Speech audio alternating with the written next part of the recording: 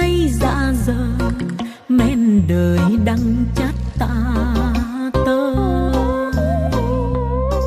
Tình lên ngôi nông ái, bỗng hẹn thề phai phôi. Tình anh em một lối, chữ danh lợi rẻ đôi.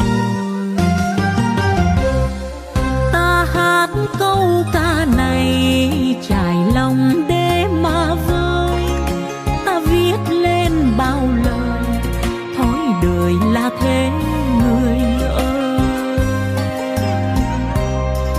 Giàu sang xa tìm tới, cớ hàn gần trắng lui. Tình nghĩa trên bờ môi